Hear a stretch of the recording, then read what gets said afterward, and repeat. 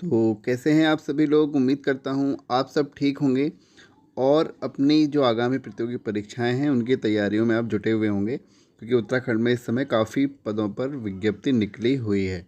ठीक है। और अभी दो संशोधन और आए थे, उसमें आपकी जो एज लिमिट है उसमें आपको 1 साल की छूट दे दी गई है यूकेपीएससी में।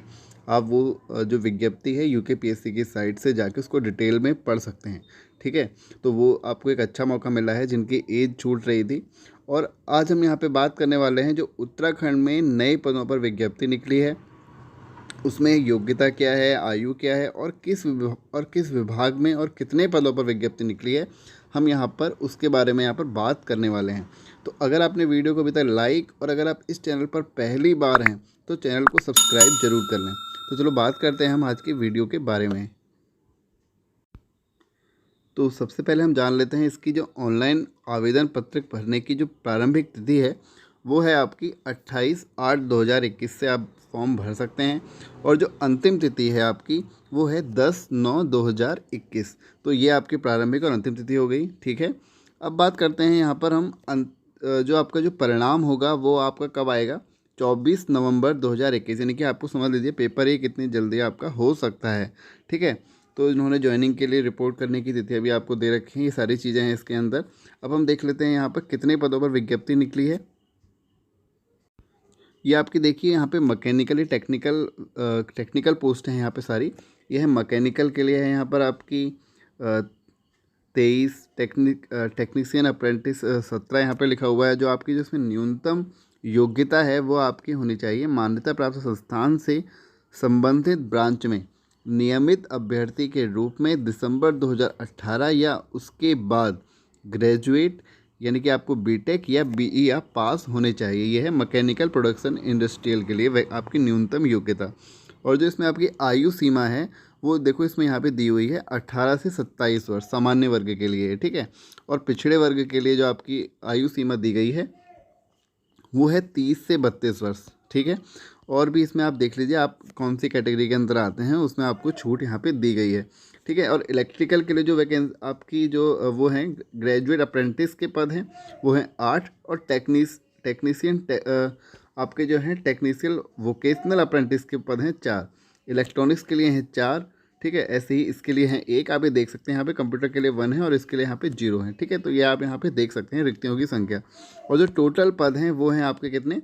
61, यानी कि 61 पदों पर ये विज्ञप्ति आपकी निकली हुई है। ठीक है। उसमें से ग्रेजुएट जो आपके अप्रेंटिस हैं उसके 36 पद हैं और बाकी जो बचे हुए पद हैं वो हैं आपके 25। तो ये है, इसमें आप देख लेते हैं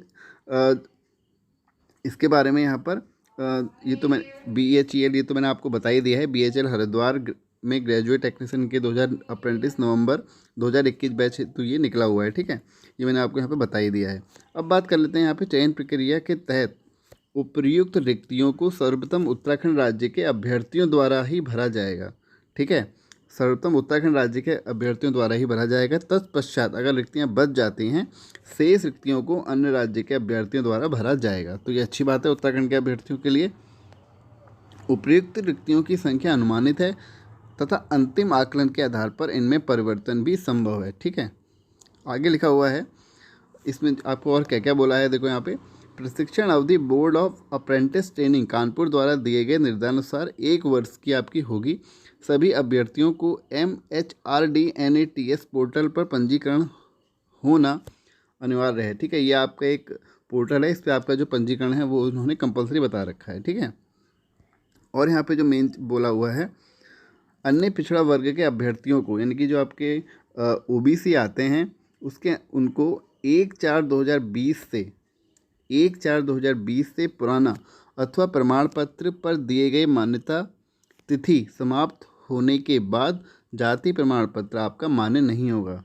ठीक है। ये आप इसमें ध्यान दीजिएगा जो OBC कैंडिडेट हैं। ठीक है। अब बात कर लेते हैं यहाँ पर हम EWS वर्ग के अभ्यर्थियों का EWS प्रमाण पत्र वित्तीय वर्ष, ठीक है, उन्होंने वित्तीय वर्ष लिखा हुआ है, वित्तीय वर्ष 2020-21 के लिए मान्य हो। और वे अभ्यर्थी जिन्होंने ग्रेजुएशन बीटेक बीई या डिप्लोमा व्यक्तिगत अभ्यर्थी के रूप में किया है वे उपरोक्त प्रशिक्षण हेतु आवेदन के पात्र नहीं है। देखो ये ध्यान आपको ये लाइन यहाँ पे गौर से देखनी है। जो जिन्होंने अपना डिप्लोमा या अपनी जो आपकी डिग्री है ग्रेजुएशन की, ठीक है, वो अगर उन्होंने व्यक्तिगत एज ए प्राइवेट कैंडिडेट के रूप में ली है तो वो इसमें आवेदन यहाँ पे नहीं कर सकते हैं, ठीक है। ये सारी चीज़ें हैं यहाँ पर। और क्या बोला हुआ है देखो, वे अभ्यर्थी जिन्हें ग्रेजुएशन, बीटेक, बीई या डिप्लोमा का परीक्षा फल अंक पत्र बोर्ड द्वारा प्राप्त नहीं हुआ है, वे भी आवेदन के पात्र यहाँ पर नहीं हैं, ठीक है। ये भी चीज़ें यहाँ पे ध्यान दीजिएगा। और देखो इसमें क्या बोला हुआ है, और इन्होंने यहाँ पे बोला है वृत्तिका ग्रेजुएट अप्रेंटिस को 1 वर्ष के लिए समेकित वृत्तिका स्टिपेंड जिसे बोलते हैं 9,000 प्रतिमाह, टेक्नीशियन अप्रेंटिस को 8,000 प्रतिमाह तथा टेक्नीशियन अप्रेंटिस को 7,000 प्रतिमाह दिया जाएगा। तो ये सारी चीज़ें इसके अंदर हैं, इसको आप यहाँ पे देख सकते हैं, है ना। तो ये आप यहाँ से ऑनलाइन आवेदन का मैं आपको बताता हूँ कहाँ से आप आवेदन कर सकते हैं। ये है यहाँ पे ऑनलाइन आवेदन पत्र भरते समय अभ्यर्थियों को ऑनलाइन आवेदन पत्र पार्ट 2, इसमें आपका जो दिया गया है ये, इसको आप यहाँ पे एक जगह नोट कर लीजिए और उसके बाद अपने URL में सेट कर सकते, मतलब आप उसको लिख सकते हैं। आपको अपना 30 KB तक का ये सारी तो आप लोग कर ही लेंगे इतना, है ना। सब टेक्निकली बच्चे हैं यहाँ पर जो भरेंगे इस फॉर्म को। तो ये है यहाँ पर, ये हो गया वेबसाइट आपको बताई दी है यहाँ पर कि आप कौन सी वेबसाइट से डाउनलोड कर सकते हैं। ये है वेबसाइट, ठीक है। पर उपलब्ध ऑनलाइन आवेदन पत्र को पूर्णतया भरे बिना फोटो या उपरोक्त दर्शाए गए दस्तावेजों को अपलोड किए बिना या पावती पत्र आवश्यक दस्तावेजों के साथ जमा करने पर आवेदन अस्वीकार्य होंगे, ठीक है। आपको जो आपका आवेदन पत्र है वो अच्छे से भरना है, ठीक है। और आपको यहाँ पे हेल्पलाइन के लिए उन्होंने एक नंबर भी दिया हुआ है, वो नंबर ये है 01334285835। तो ये नंबर उन्होंने आपको दे रखा है। और ये सारी चीज़ें हैं, ये मैंने आपको यहाँ पे बताई दिया है। जो उसके सामान्य निर्देश हैं वो हैं यहाँ पर, अभ्यर्थियों को निम्नलिखित दस्तावेज अनिवार्य रूप से ऑनलाइन आवेदन के पार्ट 2 में संलग्न करना होगा, अन्यथा उनका आवेदन निरस्त माना जाएगा। उसमें क्या क्या है देखो, आपका एक है हाई स्कूल प्रमाण अंक पत्र, अंतिम रूप से प्राप्त ग्रेजुएशन, डिप्लोमा अंक तालिका, सभी सेमेस्टरों की अंक तालिकाओं को एक साथ स्कैन करते हुए, ठीक है। यहाँ पे ये चीज़ ध्यान देना। और ये आधार कार्ड हो गया आपका जरूरी, जाति प्रमाण पत्र जो EWS हो गया, ठीक है, उनके लिए अगर वो हैं तो उसके लिए, शारीरिक रूप से अक्षमता प्रमाण पत्र अगर वो हैं, उत्तराखंड के निवासी संबंधित मूल निवास पत्र, यानी कि आपका डोमिसाइल सर्टिफिकेट आपके पास होना चाहिए, ठीक है। और ये क्या है, BHEL हरिद्वार के कर्मचारियों, कार्यरत सेवानिवृत्त मृतकों के आश्रितों के लिए ये अनिवार्य नहीं है, और बाकियों के लिए उन्होंने बोला है अनिवार्य है डोमिसाइल आपका उत्तराखंड का। ऑनलाइन आवेदन करने के पश्चात सभी अभ्यर्थियों को निम्न दस्तावेजों की स्वप्रमाणित छाया प्रति पावती पत्र के साथ संलग्न कर 18/9/2021 तक, ठीक है, व्यक्तिगत रूप से या डाक द्वारा जमा करना अनिवार्य होगा। 18/9/2021 हमने डेट बताई है, तो आपको ज़्यादा देर यहाँ पर इसकी नहीं करनी है। बाकी सारी चीज़ें भी इन्होंने यहाँ पे दी हैं, आप यहाँ पे देख सकते हैं, ठीक है। तो ये आपका है, आप इसको अगर आप इसके लिए एलिजिबल हैं तो फॉर्म को जाके भरिए। तो चलो मिलते हैं इसी के साथ अगले वीडियो में, तब तक के लिए धन्यवाद।